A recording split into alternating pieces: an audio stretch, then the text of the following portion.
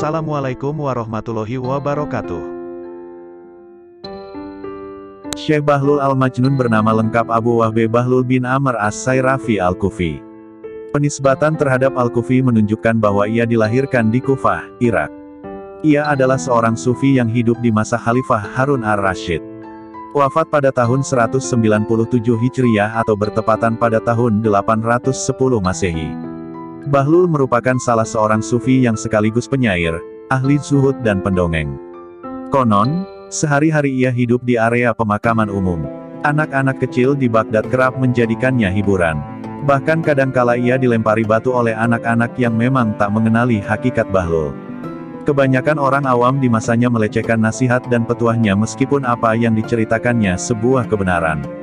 Ia bisa melihat sesuatu yang tidak dilihat oleh orang awam kebanyakan.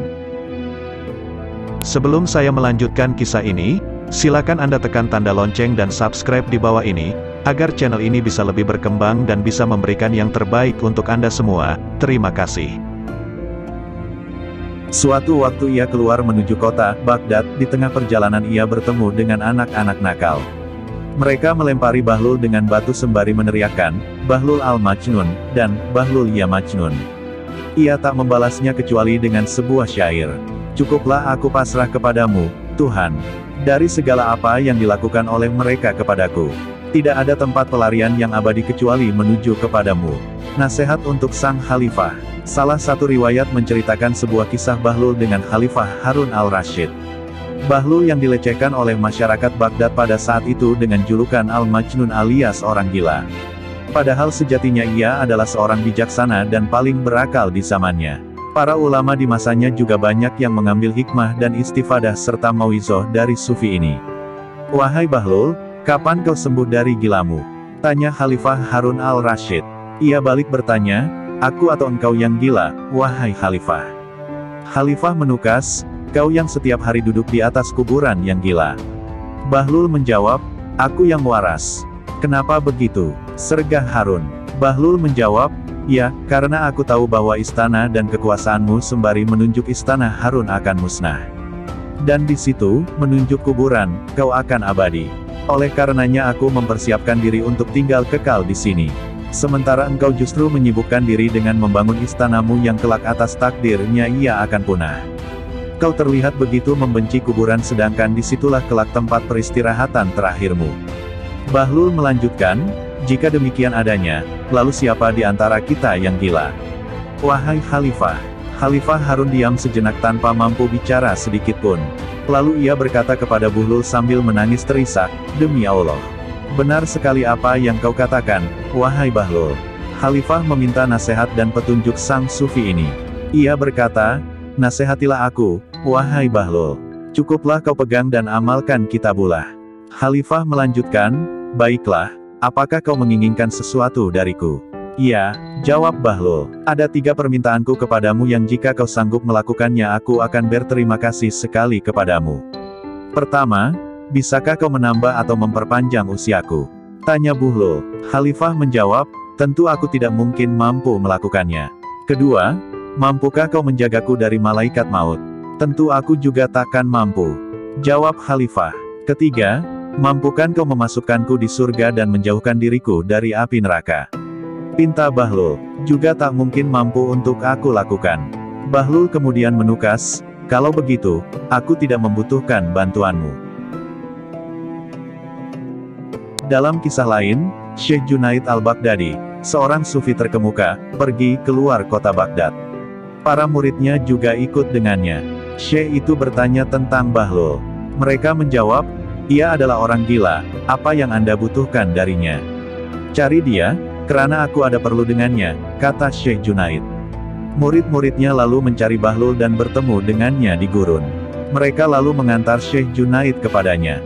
Ketika Syekh Junaid mendekati Bahlul, ia melihat Bahlul sedang gelisah sambil menyandarkan kepalanya ke tembok. Syekh itu lalu menyapanya. Bahlul menjawab dan bertanya padanya, "Siapakah engkau?" "Aku adalah Junaid al-Baghdadi," kata Syekh itu. "Apakah engkau Abul Qasim?" tanya Bahlul. "Ya," jawab Syekh itu. "Apakah engkau Syekh Baghdadi yang memberikan petunjuk spiritual pada orang-orang?" tanya Bahlul. "Ya," jawab Syekh. "Apakah engkau tahu bagaimana cara makan?" Tanya Bahlul. Syekh itu lalu menjawab, aku mengucapkan bismillah dengan nama Allah. Aku makan yang ada di hadapanku, aku menggigitnya sedikit, meletakkannya di sisi kanan dalam mulutku, dan perlahan mengunyahnya. Aku tidak menatap suapan berikutnya. Aku mengingat Allah sambil makan. Apapun yang aku makan, aku ucapkan Alhamdulillah, segala puji bagi Allah. Aku cuci tanganku sebelum dan sesudah makan. Bahlul berdiri, menyibakkan pakaiannya, dan berkata, kau ingin menjadi guru spiritual di dunia, tetapi kau bahkan tidak tahu bagaimana cara makan. Sambil berkata demikian, ia berjalan pergi. Murid Syekh itu berkata, wahai Syekh, ia adalah orang gila. Syekh itu menjawab, ia adalah orang gila yang cerdas dan bijak. Dengarkan kebenaran darinya. Bahlul mendekati sebuah bangunan yang telah ditinggalkan, lalu ia duduk.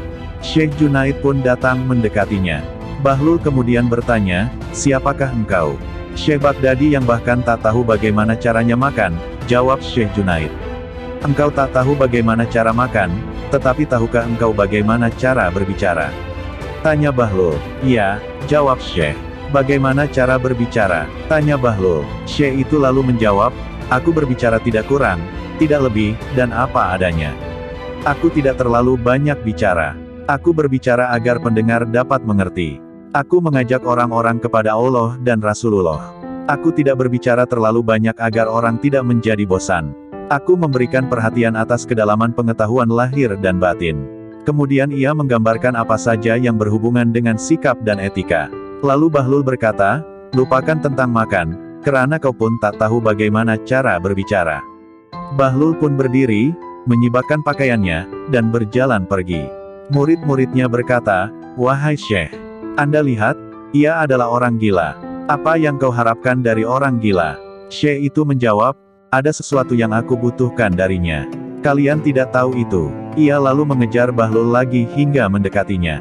Bahlul lalu bertanya, apa yang kau inginkan dariku? Kau, yang tidak tahu bagaimana cara makan dan berbicara, apakah kau tahu bagaimana cara tidur? Iya, aku tahu. Jawab Syekh itu. Bagaimana caramu tidur? Tanya Bahlul. Syekh Junaid lalu menjawab, ketika aku selesai salat Isya dan membaca doa, aku mengenakan pakaian tidurku.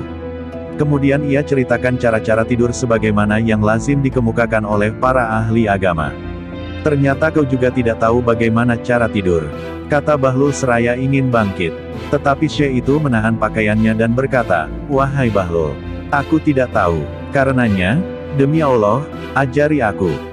Bahlul pun berkata, sebelumnya, engkau mengklaim bahwa dirimu berpengetahuan dan berkata bahwa engkau tahu, maka aku menghindarimu. Sekarang, setelah engkau mengakui bahwa dirimu kurang berpengetahuan, aku akan mengajarkan padamu. Ketahuilah, apapun yang telah kau gambarkan itu adalah permasalahan sekunder. Kebenaran yang ada di belakang memakan makanan adalah bahwa kau memakan makanan halal. Jika engkau memakan makanan haram dengan cara seperti yang engkau gambarkan, dengan 100 sikap pun, maka itu tak bermanfaat bagimu, melainkan akan menyebabkan hatimu hitam. Semoga Allah memberimu pahala yang besar, kata sang Syekh. Bahlul lalu melanjutkan, hati harus bersih dan mengandung niat baik sebelum kau mulai berbicara. Dan percakapanmu haruslah menyenangkan Allah. Jika itu untuk duniawi dan pekerjaan yang sia-sia, maka apapun yang kau nyatakan akan menjadi malapetaka bagimu. Itulah mengapa diam adalah yang terbaik. Dan apapun yang kau katakan tentang tidur, itu juga bernilai sekunder. Kebenaran darinya adalah hatimu harus terbebas dari permusuhan, kecemburuan, dan kebencian.